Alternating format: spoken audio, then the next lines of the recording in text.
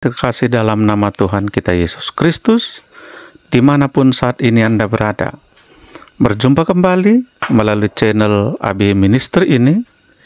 Kita akan bersekutu dengan firman Tuhan yang menjadi epistel di Minggu 13 November 2022. Dan biasanya ini menjadi khotbah di ibadah-ibadah rumah tangga, pertamyangan, persodipan, dan sebutan lainnya. Kami akan membacakan firman Tuhan kepada kita semua. Demikian pembacaan firman Tuhan. Permulaan penderitaan. Dan murid-murid bertanya kepada Yesus, katanya, "Guru, bila manakah itu terjadi? Dan apakah tandanya kalau itu akan terjadi?" Jawabnya, "Waspadalah supaya kamu jangan disesatkan. Sebab banyak orang akan datang dengan memakai namaku dan berkata, 'Akulah dia,' dan saatnya sudah dekat. Janganlah kamu mengikuti mereka.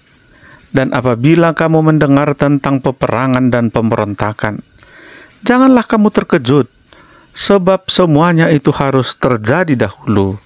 Tetapi itu tidak berarti kesudahannya akan segera datang." Ia berkata kepada mereka, "Bangsa akan bangkit melawan bangsa, dan kerajaan melawan kerajaan, dan akan terjadi gempa bumi yang dahsyat, dan di berbagai tempat akan ada penyakit sampar dan kelaparan, dan akan terjadi juga hal-hal yang mengejutkan dan tanda-tanda yang dahsyat dari langit. Tetapi sebelum semuanya itu, kamu akan ditangkap dan dianiaya. Kamu akan diserahkan ke rumah-rumah ibadat dan penjara-penjara. Dan kamu akan dihadapkan kepada raja-raja dan penguasa-penguasa oleh karena namaku. Hal itu akan menjadi kesempatan bagimu untuk bersaksi. Sebab itu, tetapkanlah di dalam hatimu, supaya kamu jangan memikirkan lebih dahulu pembelaanmu. Sebab aku sendiri akan memberikan kepadamu kata-kata hikmat, sehingga kamu tidak dapat ditentang atau dibantah lawan-lawanmu. Dan kamu akan diserahkan juga oleh orang tuamu, saudara-saudaramu, kaum keluargamu, dan sahabat-sahabatmu. Dan beberapa orang di antara kamu akan dibunuh.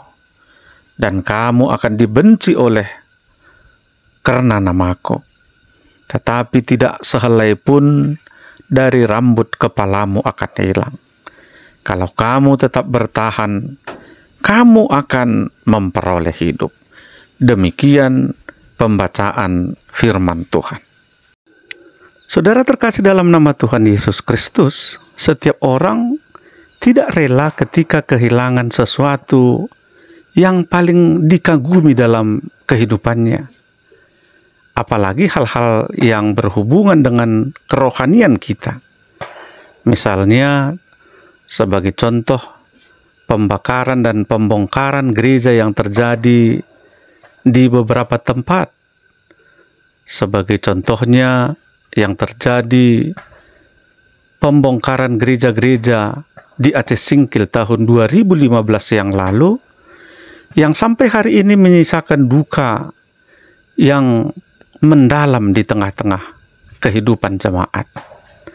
Semuanya itu meninggalkan trauma, luka, bahkan hati yang penuh gundah gulana. Sampai saat ini, orang-orang Kristen di Aceh Singkil masih dengan setia berdoa, serta mengharapkan mujizat Tuhan, sehingga suatu saat memperoleh keadilan dalam pembangunan rumah ibadah.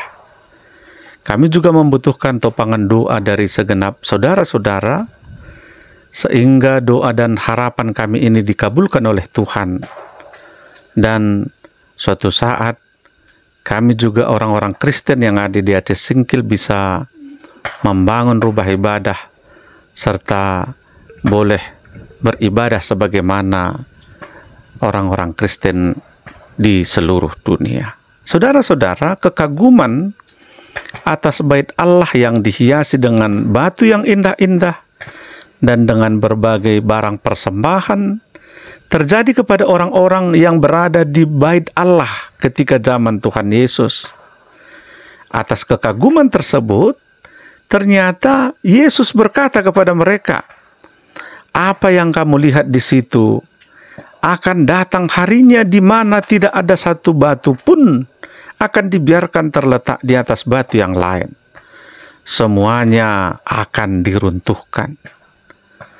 Respon murid-murid Tuhan Yesus terhadap hal tersebut merupakan bagian dari khotbah kita pada saat ini. Yesus mengatakan bahwasanya semua itu merupakan awal dari penderitaan umat Tuhan. Awal datangnya penderitaan itu ditandai dengan berbagai hal seperti firman Tuhan yang telah kami bacakan tadi. Pertama-tama, awal datangnya penderitaan itu adalah adanya penyesatan. Adanya orang-orang yang memakai nama Tuhan. Akulah dia yang akan datang dan saatnya akan tiba. Padahal tujuan mereka adalah tujuan yang palsu. Ada banyak nabi-nabi palsu yang menyampaikan firman Tuhan atas keinginan daging, bahkan kepentingan pribadi. Tidak sebenarnya untuk kemuliaan Tuhan, tapi untuk kemuliaan dirinya sendiri. Hal tersebutlah yang dikatakan oleh Tuhan sebagai nabi-nabi palsu yang menyesatkan.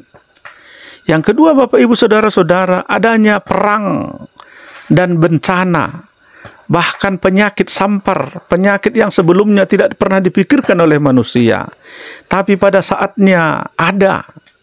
Lihatlah hari ini perang yang terjadi, perang yang terakhir ini yang sangat menakutkan kepada dunia, yaitu Rusia dan Ukraina, yang pada akhirnya menyeret negara-negara lain. Penyakit-penyakit yang pada saat ini sebentar kita baru dilalui oleh virus corona, COVID-19, selama 2 tahun terakhir, ketiga tahun ini menghantui dunia. Walaupun puji Tuhan hari ini penyakit itu secara perlahan-lahan sudah menghilang. Perang dan bencana, bahkan penyakit itu, seperti firman Tuhan katakan, itu adalah awal datangnya penderitaan. Tapi saudara-saudara, sebagai anak-anak Tuhan, apapun itu tidak menjadi ketakutan kepada kita. Perang, bencana, bahkan sakit penyakit, anak-anak Tuhan akan mampu hidup bertahan melawan segala penyakit bersama dengan Tuhan Yesus. Saudara-saudara, tanda-tanda yang ketiga adalah adanya penganiayaan.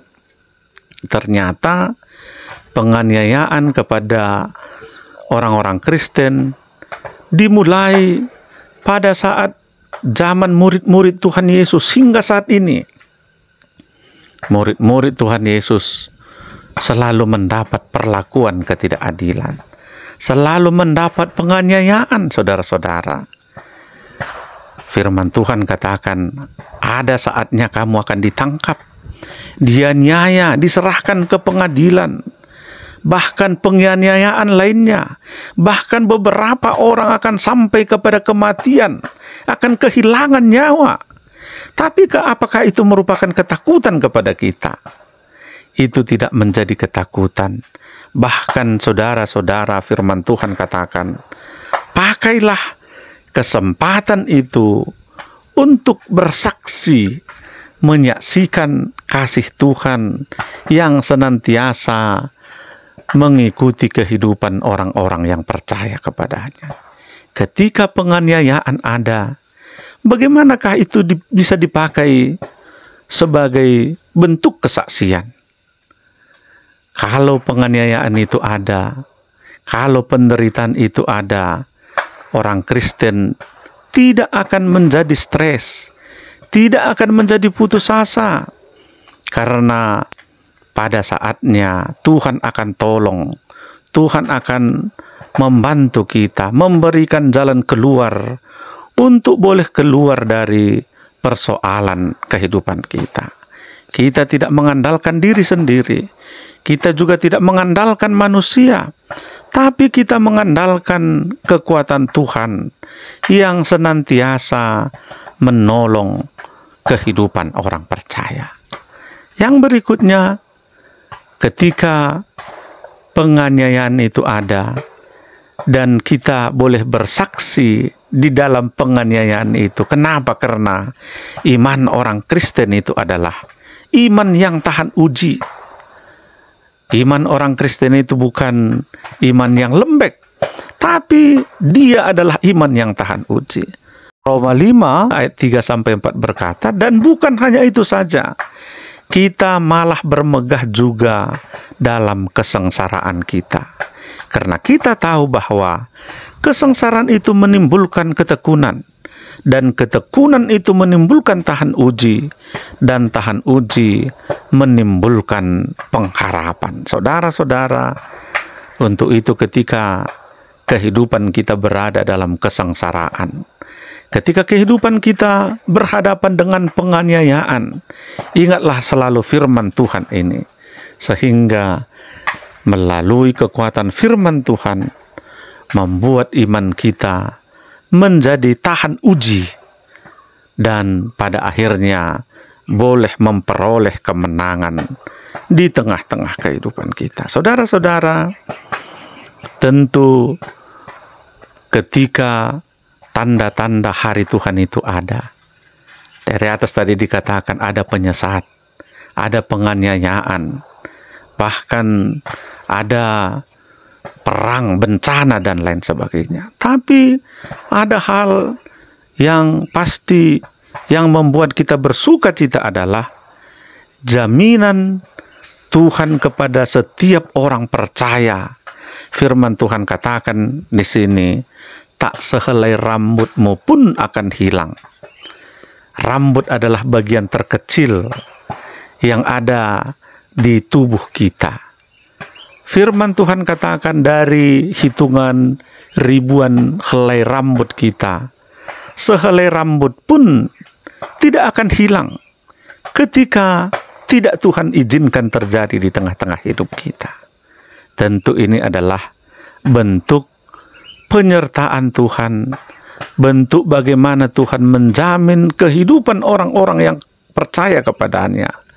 Dengan cara Tuhan sendiri akan mampu menolong kita, akan mampu melepaskan kita dari setiap tantangan, dari setiap persoalan, dari setiap pergumulan kehidupan kita hari ini. Saudara-saudara, ketika Tuhan mengatakan bahwasanya akan ada kesengsaraan seperti yang kita dengarkan dalam firman Tuhan tadi, sebenarnya yang mau dikatakan adalah bahwasanya di tengah-tengah kehidupan kita di dunia ini tidak ada yang kekal. Orang bijak pernah berkata, tidak ada yang abadi di dunia ini. Yang abadi itu adalah perubahan-perubahan yang terjadi. Artinya tidak ada yang kekal. Apapun yang diciptakan Tuhan di tengah-tengah dunia ini, tidak ada yang kekal.